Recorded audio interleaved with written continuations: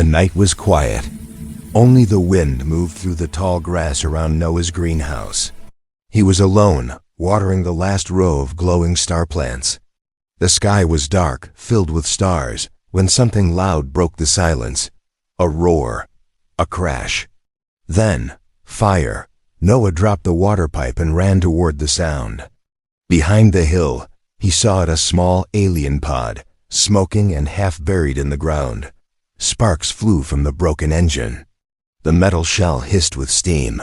He moved slowly, heart racing. The door of the pod opened with a creak, and then something moved. A hand thin and silver. Then another. Fingers curled around the edge. Noah stepped back. Out crawled a woman. She was not human. Her skin was pale like moonlight, and her hair was long and silver. Her eyes glowed soft blue, even in the dark. But what shocked Noah most were the chains. Her wrists were bruised, wrapped in metal cuffs.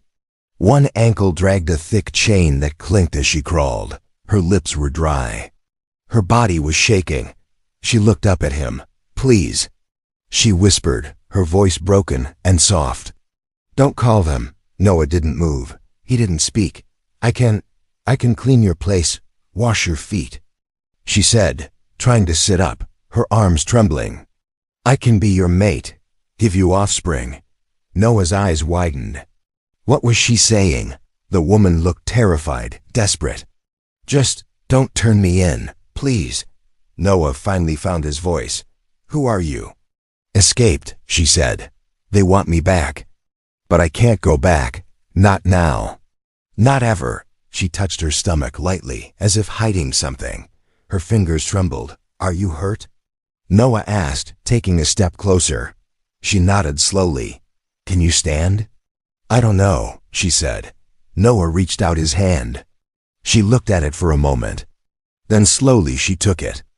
He helped her up. Her legs were weak.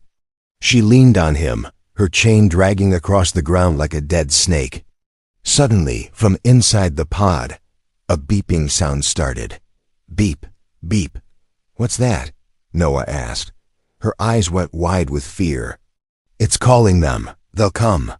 "They always come." Noah looked around. His land was open, no place to hide. "You can't stay here," he said. "Come with me." She nodded.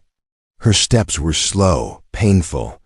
Together, they walked back to the greenhouse.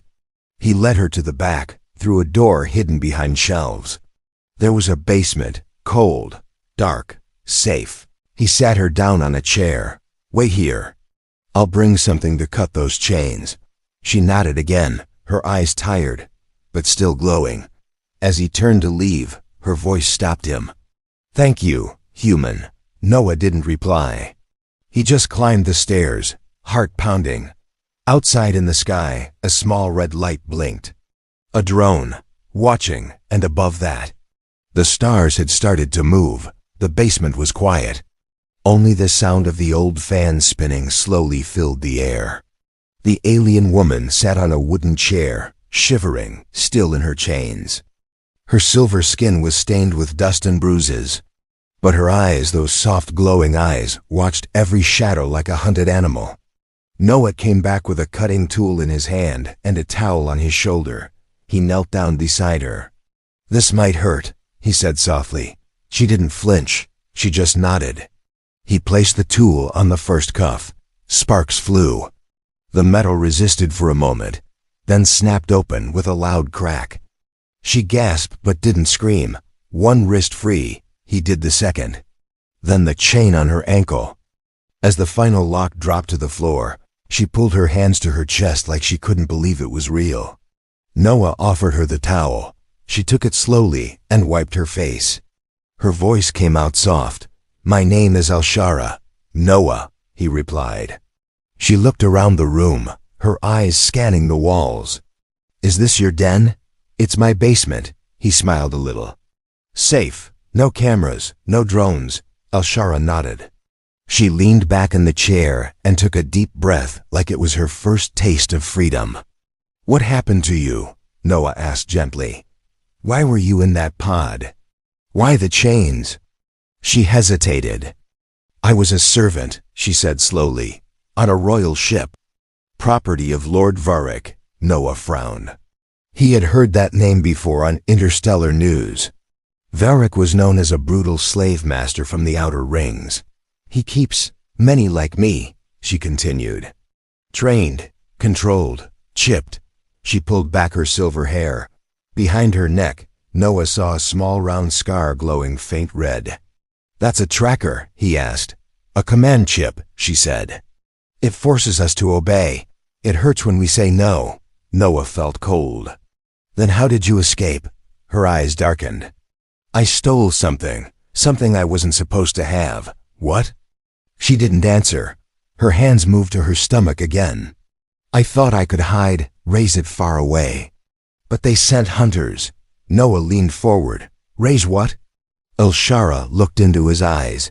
A child, she said. For a moment, Noah didn't speak. Your child? She nodded, then shook her head. Not like you think. It was grown, not made with love. It was a project. A weapon. She swallowed hard. I couldn't let them take it. It's alive inside me now.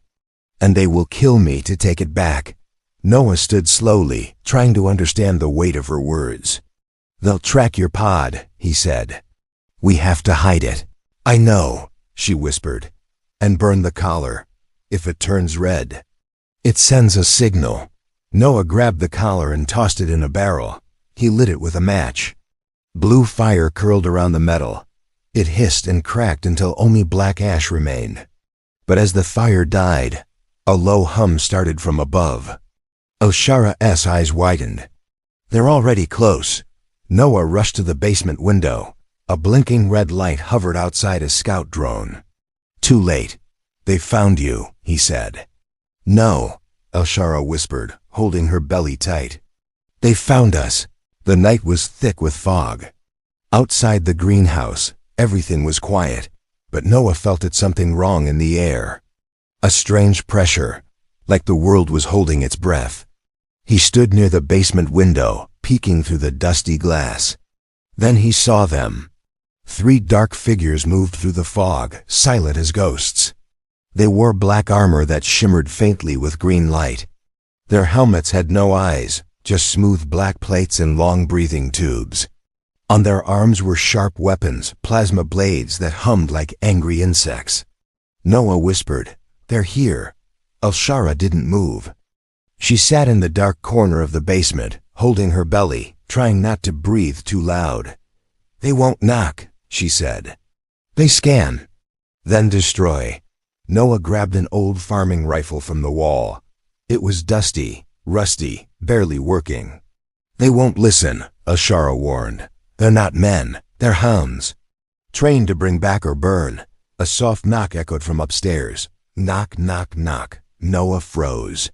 Then a deep voice spoke through the door. Citizen, we detected a crash nearby. We need to inspect your property. Open the door. Noah didn't move. Knock. Open the door, human. Elshara gripped the floor. Don't speak. Don't lie. They read heartbeats. Noah held his breath. He prayed. Silence. Then, the door opened itself. The lock cracked. The wood creaked. They were inside. Footsteps. 3 of them. One walked toward the greenhouse side. Another stepped into the kitchen. The last walked straight toward the hidden door to the basement. Noah whispered fast, Get in the tank. He pointed to a large water tank used for cooling plants. It was old, half full, but deep. He opened the lid. Now, Elshara climbed in.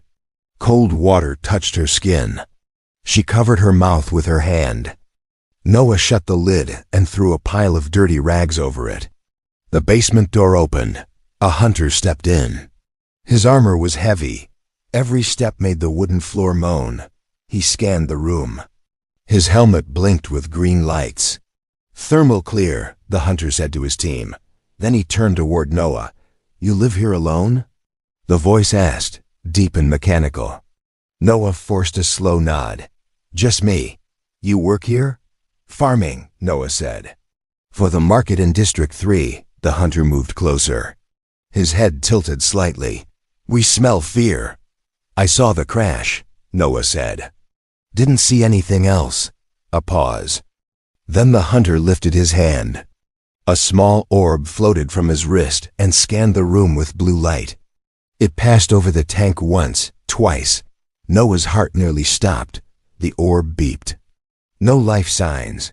"Clear," the hunter said again. They turned to leave, but at the last moment, the hunter looked back.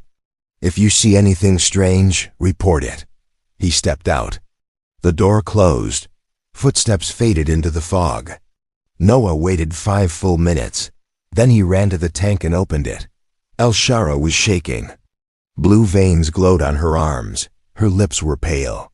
"I held my breath," she whispered, gasping.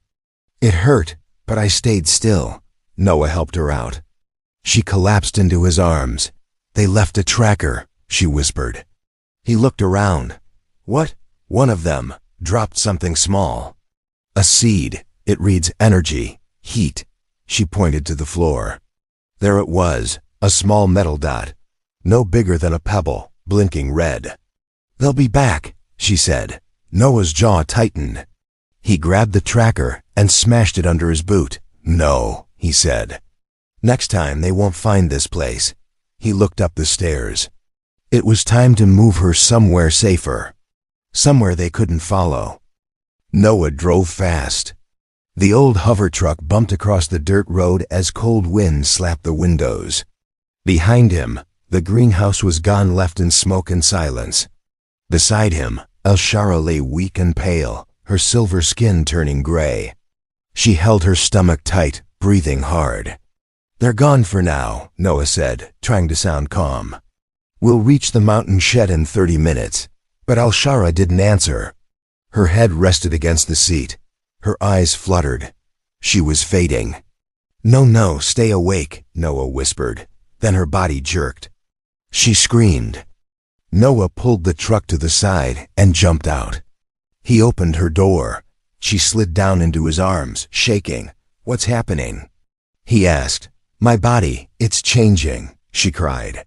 "The baby, it's not like me, and not like you." Noah looked down. Her stomach pulsed like something inside was pushing from within. "I need to lie down," she said. He looked around. Nearby, an old stone barn stood alone in the field. No lights, no cameras. Just broken walls and dry hay. He carried her inside. El-Shara gripped his shirt, her voice trembling. "I didn't choose this child." Noah paused. She continued. "They created it. In a lab. I was part of a test. They used alien DNA and human code." He stared at her, confused. "Why human?" "Because human blood survives." She lay back in the hay, sweat dripping down her face.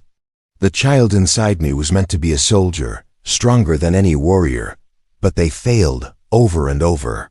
Then my body accepted it." Noah knelt beside her. "You mean you're carrying a hybrid?" She nodded slowly. "They called it Project Seed. I called it Hope." Tears filled her eyes. "I ran because I knew they'd rip it out. They'd raise it like a monster."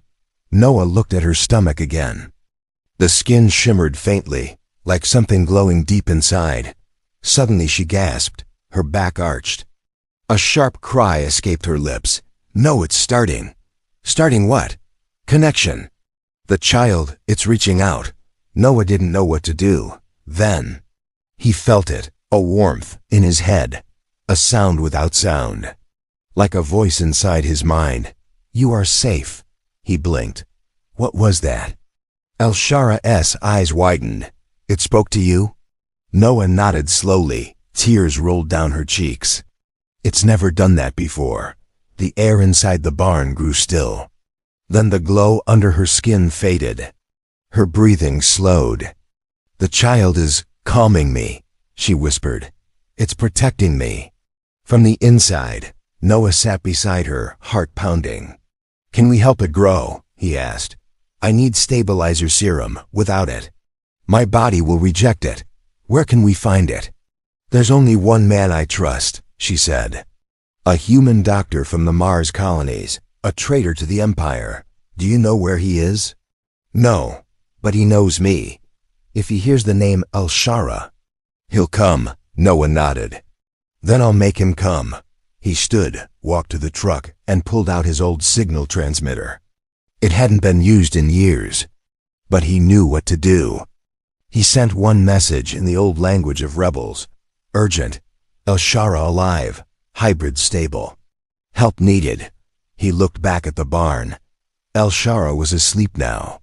Her chest rose and fell slowly, but deep inside her, the child was very awake. And listening, the mountain wind howled outside the old barn. Inside it was quiet, too quiet. Al-Shara slept on the hay, her body curled protectively around her growing belly. Noah sat by the broken window, watching the stars, waiting. Then it came a soft beep from his transmitter. One word. Coming. Noah stood up fast. Hope sparked in his chest. Hours passed. He kept the fire low and the barn door locked. Al-Shara had not woken since the baby's pulse calmed her. But her skin had changed again now. Faint golden lines spread across her arms, glowing softly like veins of light. Sometime after midnight, a ship landed. No sound, no lights. Just a shimmer in the air and a whisper of metal on grass. A figure stepped out tall, wrapped in an old Earth-style coat, gray hair tucked under a cap. Noah opened the barn door carefully. The man didn't speak. He looked at Noah, then at Al-Shara. Is it real? The man asked. It's her, Noah said. She needs help. The man stepped inside, kneeling beside Al-Shara. He placed a small scanner on her arm. The screen blinked red. She's unstable. The hybrid is pushing her limits. She said you're a doctor. I was, the man replied. Before I broke the law. Before I tried to help her escape. You're the one who created the serum? Noah asked. The man nodded. I warned her not to run without it, but she took the risk. Noah leaned closer. Can you save her? If I had proper tools, yes. But here, in a barn, with no lab? He looked at Noah. Why did you help her? Noah paused. Because she begged. Because she's scared. And because she trusted me. The man sighed. Then you're already guilty. Of what? Breaking Galactic Code Section 47, protecting hybrid life. If they catch you now, you die. Noah's jaw tightened. Then I'll die. But she lives. The man studied him. You really mean that? I do. The doctor unzipped his coat and pulled out a black case. Inside this box, he said, is the last stabilizer vial. If I use it, I can save her and the child. But once used, it cannot be undone. Use it, Noah said. The man shook his head. Not yet. I need to test compatibility. If the baby's DNA isn't stable, the serum could kill both. He placed another device at Al-Shara's belly. The screen lit up. Strange codes danced across it, alien symbols mixed with human genetic letters. The man's eyes widened. This isn't just a hybrid, he whispered. It's balanced. Perfect balance. What does that mean? It means the child is not a weapon. Not a mistake, it's something new. He opened the case, took the vial, and loaded it into an injector. Hold her, he said. Noah knelt behind Al-Shara and lifted her gently. The doctor pressed the injector into her neck. A soft hiss. Al-Shara gasped, eyes flying open. Noah, I'm here, he whispered. Her body arched, light flashing through her veins. She screamed, but not in pain, in power. Then she collapsed, still, silent. The doctor placed his fingers on her neck. Heartbeat. He smiled. She made it. Noah exhaled. But now, the doctor added, standing, we run. Why? Because every hunter, every tracker, every royal hound felt that moment. He pointed at Al-Shara. They felt her awaken. They felt the child's power. He turned to Noah. They're coming. And this time, they're not leaving empty-handed. The night sky was red. Not from sunset, from the ships. They came in silent 7 dark vessels, gliding above the mountain like shadows with wings. Each one marked with the royal seal, a circle of burning chains. Noah stood outside the barn, eyes locked on the growing fire in the sky. "They're here," he whispered. Inside, El-Shara sat upright, her body stronger than before. Her silver skin glowed gold under the moonlight. Her eyes looked clearer, sharper. "The baby is calm," she said softly. "But it knows the hunters are close." The doctor was already packing supplies. "We don't have time to run," he said. "They've triangulated our position." Noah looked around. "Then we distract them." "How?" the doctor asked. "With fire," Noah replied. "They're looking for life signs. If we fake an explosion, they'll think she died here." The doctor frowned. "That might work for a few minutes. That's all we need," Noah said. "Help me move her to the truck." El-Shara stood by herself. "I can walk," she said. "I feel strong now, the serum." It changed something. Noah gave her a soft smile.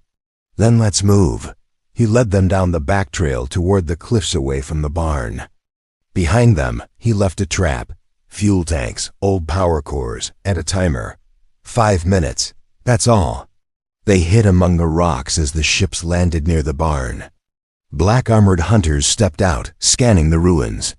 One of them walked toward the barn door and kicked it open. Just then, boom! The explosion shook the mountain. Flames rose like a dragon breathing its last breath. Wood cracked, metal burst. The barn vanished in fire. The lead hunter raised a scanner. No life detected. The others stood still, waiting. A moment passed. Then they turned back to their ships. From the cliffs, Noah watched silently. "They think she's dead," the doctor said. Noah didn't relax. "They'll double-check soon." They climbed down the narrow path behind the cliffs.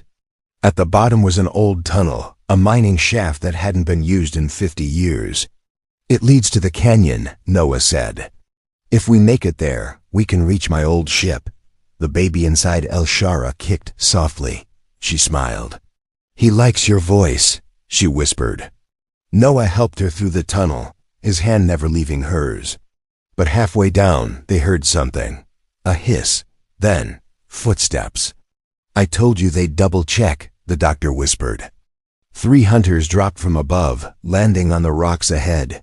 Their blades glowed blue. El-Shara stepped forward, placing a hand on her stomach. "No," Noah said. "You're not fighting. They're here for him, not me," she said. "What?" El-Shara looked at Noah. "The child sees you as his protector. That makes you the threat." Before Noah could speak, the doctor fired a stun blast from his wrist cannon. 1 hunter fell. The other 2 rushed forward. Noah tackled one to the ground, grabbing its weapon. Sparks flew. The last hunter raised his blade toward El-Shara but stopped, frozen. His arm trembled. He turned his head slowly and dropped the blade. Then collapsed. Noah stood up, breathing hard. What happened? El-Shara stepped forward, eyes glowing brighter than ever. "The child protected us." The air shimmered with invisible energy. The tunnel walls cracked slightly. The doctor stared in disbelief. "That's not just a hybrid. That's evolution." Noah helped El-Shara walk again. "We have to move," he said, "before more come." As they disappeared into the tunnel's dark mouth, the fire behind them still burned. But Noah didn't look back. The past was ashes now. What mattered was what they were carrying toward the stars. The canyon opened wide under the night sky. A silver glow bathed the cliffs, and stars stretched far above like rivers of light. Far behind them, smoke still rose from the burned barn. But here, in this quiet place, it was calm. Noah led the way. El-Shara leaned on his side, walking slowly. Her skin now shimmered like starlight, and the golden veins beneath it pulsed in rhythm with her child's heartbeat. "The ship should be here," Noah said. "Buried under the old canyon wall." He tapped on a small stone nearby. It lit up blue. The wall groaned and slowly slid open. Inside was a hidden hangar, dusty, cold, but a ship sat quietly inside, like it had been waiting all these years. Small, fast, cloaked, a smuggler's dream. The doctor whistled. "You kept this all this time?" "I was saving it for something important," Noah replied. They helped El-Shara into the ship.